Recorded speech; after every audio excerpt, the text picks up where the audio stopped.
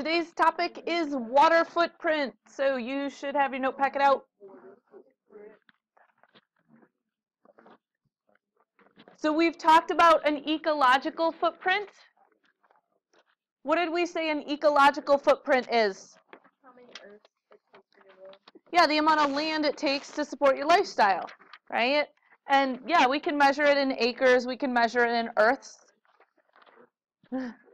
So we're going to talk about water footprint. So a water footprint is the same idea, but it's how much water you need to support your lifestyle. Now this is a little wordy. So the definition we have here is total daily per capita use of fresh water for a company, or for a country, sorry. So per capita means what? Per person, right? So per person, how much water does each person in that country use each day? And it includes water for a variety of things. So water for agriculture, water for industry, water for residences. It's all divided by the population because we want per capita. Yeah.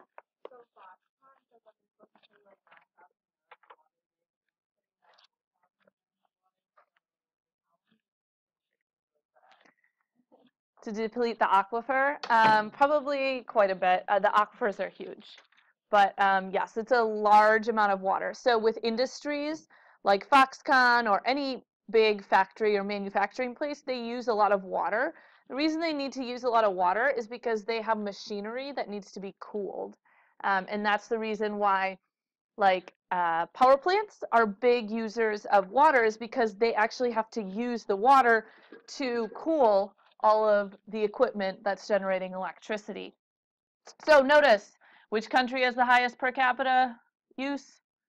The US. We also have Spain, Canada, France, so more developed countries. And then you'll notice we've got other countries that have a lot of people, like India and China, or places that are generally drier, like Iraq, Kenya, okay, South Africa. So it kind of varies, right? And it also varies depending on the industries they have there and how much water they're using for either farming or for industry. So like India has a lot of farming, and they also have a lot of people. And so we'll talk about that. So let's look at food then. Apples. Okay, for 1 kilogram, 2 pounds of apples, it takes 700 liters. How much is a liter? One of these Nalgene water bottles, right? So to produce 2 pounds of apples, how much is 2 pounds of apples? Well, it's about 4 apples. Okay, it takes 700 liters. Yep. Because how much did the tree need? A lot, right? Potatoes, 900 liters. Bread, 1,300. Soybeans, 1,800. Eggs, 3,300. Chicken, 3,900. Pork, 4,800. Cheese, 5,000. Ox meat, or basically cows, beef, okay, 15,000 gallons for basically 2 pounds of meat. So we've got big differences here. Why does it take so much water to produce meat and dairy? Not because they're thirsty. Good try, though. You have to take into account all of the water that's being used to produce all of the corn that they're going to eat, right? So which types of food have the highest water footprint? Meat and dairy. Same stuff that has the highest carbon footprint, same stuff that has the highest ecological footprint. They all require a lot of water. So the largest use for water worldwide is agriculture. All right, we use more water now than we ever used to, and there's been a 5-fold increase in water consumption over the past 60 years. So you can see that. Look at how much our water use is increasing. The blue is agriculture, so agriculture is increasing. Red is industry, that's increasing. Green is municipalities, so cities. And then reservoirs is somewhat increasing. But red over here in this pie chart, this is all agricultural. Industrial uses a lot too. Municipal, so drinking water, doesn't use hardly any compared to industrial or agriculture. So those shorter showers that you're taking to save the planet, yeah, they're doing something, but look at who's using the most water. Agriculture, right? So we're going to talk about agriculture then, because agriculture uses the most water. So what do we use water for in agriculture? Well, irrigation. When you think of, before you write this down, when you think of plants being grown in fields, farmers' fields, how do they water them? Yeah, the big sprinklers, right? The big giant sprinklers. That is called spray irrigation, okay? So I'm going to have you write these down. We'll start with furrow. Okay, a furrow is basically a raised area. So what they do is they make little raised rows, and that's where they plant all of the stuff. And then they make these little channels where the water goes through. Okay, so dig a trench along the rows and then fill it with water. It's cheap, it's easy, it's kind of efficient. Okay, so 65% efficient. Do you need to know these percentages? No. Okay, but you need to be able to tell me, oh, this is a not so efficient or this is efficient. So 65%, not so efficient. Okay, a lot of that water ends up evaporating because it's just sitting in these pools before it gets absorbed. So either a lot of it ends up evaporating or it doesn't actually make it to the plant because it gets absorbed into the ground first for other, maybe ground away from the plant, not the ground actually underneath it.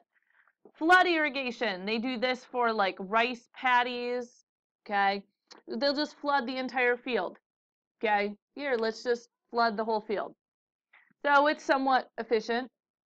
Okay, 70 to 80%, still not super efficient. Again, we have a lot of water that's going to evaporate away.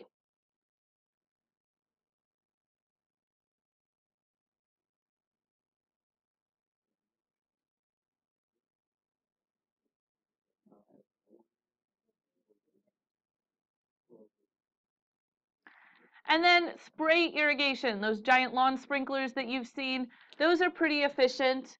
But again, we get a lot of water still leaving through evaporation. So they can be efficient, but a lot of times they really aren't. So what are some alternatives then? What are some ways that we can save water if it comes to agriculture? Because agriculture is the biggest user of water. Well, there's a couple different things we can do. We can use drip irrigation.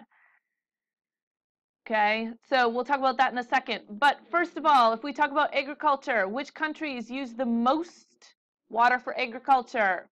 India, China, US have more than half of the irrigated land in the entire world. So they have the most agriculture and they're using the most water for their agriculture.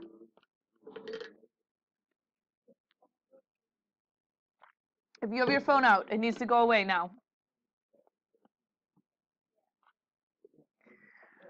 All right, states. States that use the most water. California. Okay, why? Well, there's a lot of people, but there's a lot of drought, right? Yes, lots of forest fires too. So California, yes. I read that Wisconsin is the number three state for quality. Yeah, I believe it. All right, so options for conserving water. We can use something called drip irrigation. We have this little hose. We can bury it underneath the ground, and this little hose has holes in it. And it drips water into the soil. And now we don't need to worry about water evaporating away because we have it just dripping into the soil right here.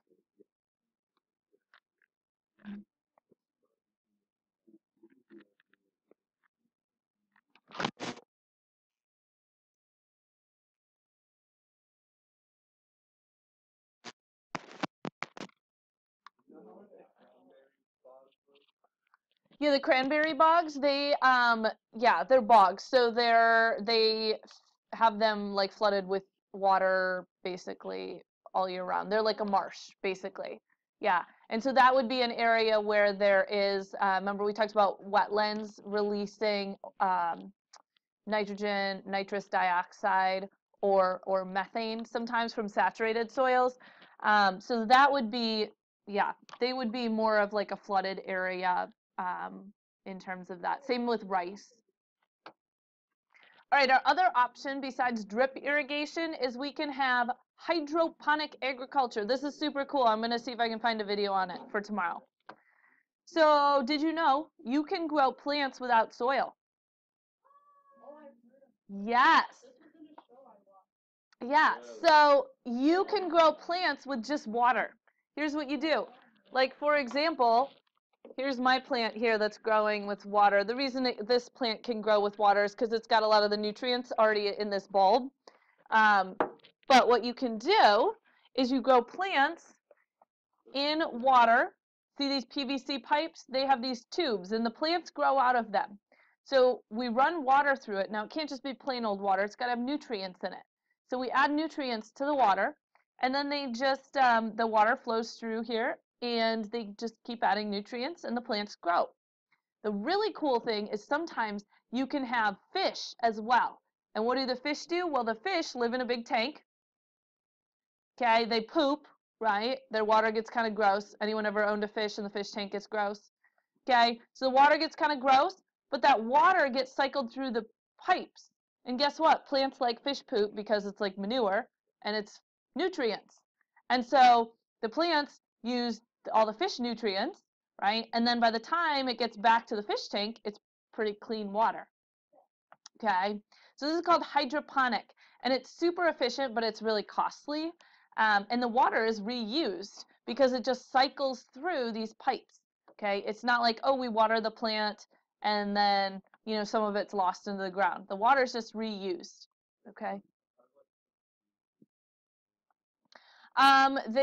That's a good question. Sometimes they will start the seeds in like a little, like kind of like a sponge or like a medium like that. Or sometimes they will, yeah, most of the time they start them in some kind of like a sponge or something to hold them there. Yeah, good question. All right, other options, irrigate at night so that we don't have evaporation, or grow water efficient or drought tolerant crops. So those are our other options to reduce water from agriculture.